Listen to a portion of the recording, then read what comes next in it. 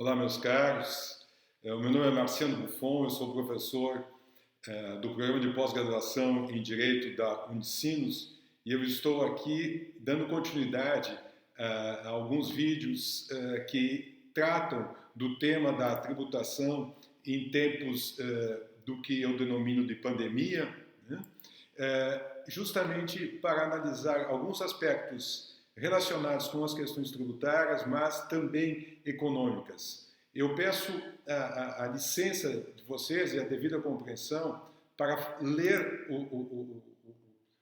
esta exposição, porque se trata de um tema que me parece bastante complexo para nós fazermos um vídeo apenas espontaneamente. Então, meus caros, nós temos que ter presente que nós vivemos tempos inimagináveis da nossa geração. Com uma espécie de tsunami planetário, um vírus conduz-nos por caminhos impensados e vivemos o presente de uma forma sem precedente. É certo que, felizmente, não tivemos até então a nefasta experiência de um conflito armado e vale sempre lembrar que não há nada pior do que a guerra, como dizia Hemingway.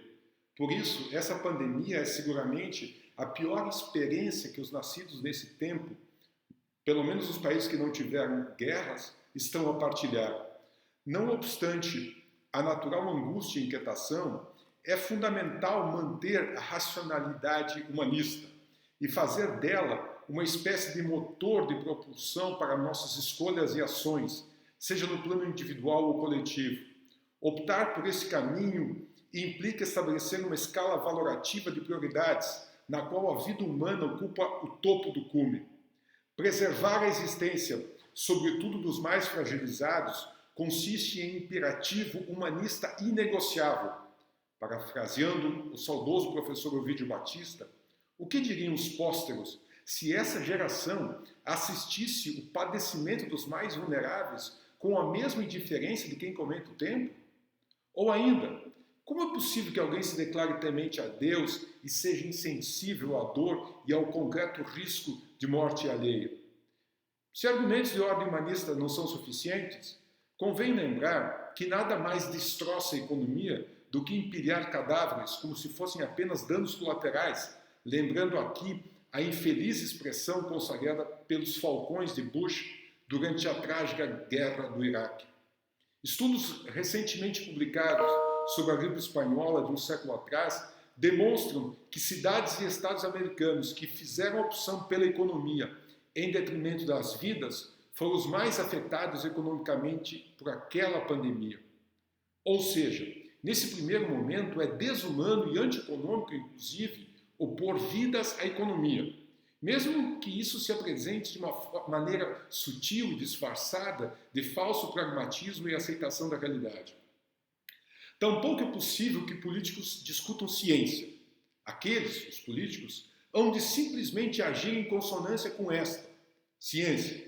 Até porque, se forem inteligentes e tiverem conhecimento histórico, haverão de lembrar que há um preço altíssimo a pagar pelo negacionismo científico e que democracia, como lembrava Ashmore, não pode significar que a minha ignorância seja tão boa quanto o seu conhecimento.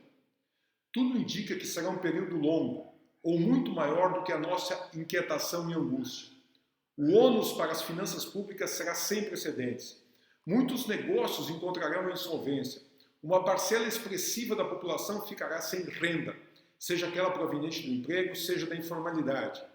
São, pois, os três grandes desafios a curto e médio prazo que virão a reboque do maior antes mencionado.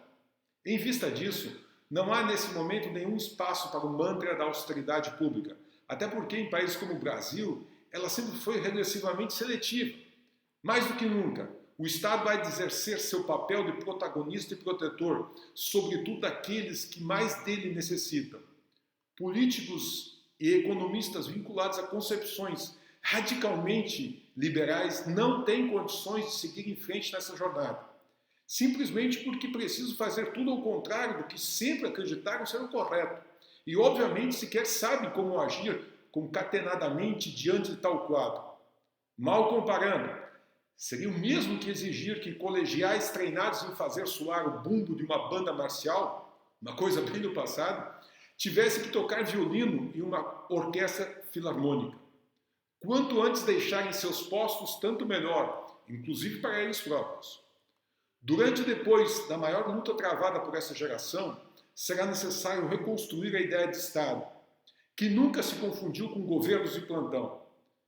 Como inspiração histórica, lembremos-nos do New Deal conduzido por Roosevelt nos Estados Unidos pós-crise de 29, ou ainda do próprio Plano Marshall, implementado na Europa do pós-guerra. É lógico, as concepções keynesianas que alumiaram tais planos precisam ser devidamente atualizadas para o multifacetado e globalizado século XXI. Num plano interno, o gasto público aumentará enormemente de um lado, enquanto a arrecadação fiscal cairá até mais drasticamente.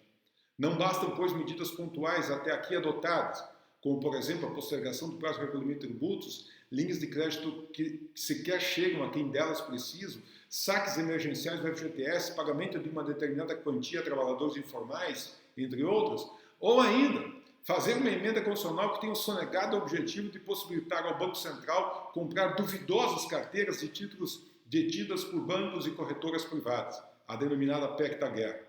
Com todo o respeito aos outrora tocadores de bumbo, eu inclusive, tocar violino é muito mais complexo e desafiador e exige que os protagonistas não estejam comprometidos visceralmente com os fabricantes de tal tambor. A intervenção estatal sem precedente requer a elaboração de um grande e complexo plano que passa por uma reestruturação do setor financeiro, com vistas, entre outras, a garantir uma efetiva concorrência e fazer com que o país deixe de ocupar a indesejável posição de campeão de juros, para irrigar e estimular a lenta e gradual retomada de investimentos produtivos. No campo fiscal, será necessária uma reforma tributária imediata e profunda, que desonere o setor produtivo, reduza drasticamente a regressividade do sistema e tribute, de fato, aos que capacidade econômica têm e que, ao longo da história, nunca foram incomodados pelo leão. Não será mais possível que, sem enormes riscos, permanecendo sendo modelo mundial de uma tributação injusta, que prima pela iniquidade e pela extrema complexidade, como tantas vezes já foi denunciado. Será necessário também a criação de um programa de renda universal para todos aqueles que não conseguem e certamente não conseguirão prover seu próprio sustento a curto e médio prazo. Eram mais de 50 milhões antes da pandemia que viviam abaixo da linha da pobreza definida pela ONU, ou seja, viver com $5 por dia. Mais uma vez, se não for por razões humanitárias, que sejam apenas por razões econômicas, pois se sabe o potencial de retorno que cada real possui quando direcionado para pessoas de baixa renda. Enfim, como afirma estudo recente do insuspeito Fundo Monetário Internacional, políticas fiscais, monetárias e financeiras de grande envergadura e bem direcionadas, tomadas na hora certa pelas autoridades de muitos países, na forma de garantias de créditos, linhas de liquidez, flexibilização de prazos de empréstimos, ampliação do seguro-desemprego, reforço de benefícios de desonerações fiscais, tem sido a salvação de famílias e empresas, como afirma Gita Gopinath, conselheira econômica e diretora do Departamento de Estudos do Fundo Monetário Internacional. Aos meus caros amigos que corajosamente seguiram até aqui, em tempos de lacração via Twitter, é necessário alertar que a manutenção do receituário até aqui prescrito e adotado como único possível implica a assunção de riscos desconhecidos e tão inimagináveis como a desastrosa pandemia. É urgente uma guinada radical nos rumos sociais e econômicos, pois se avizinham possibilidades piores do que o maldito Covid-19. Basta olhar para o passado e lembrar a todo momento a frase de Ernest Hemingway: nada é pior do que a guerra, meus caros. Com isso, eu quero desejar a vocês que estejam todos muito bem. Quero desejar a vocês e transmitir o meu fraterno abraço. Fiquem bem. Até mais.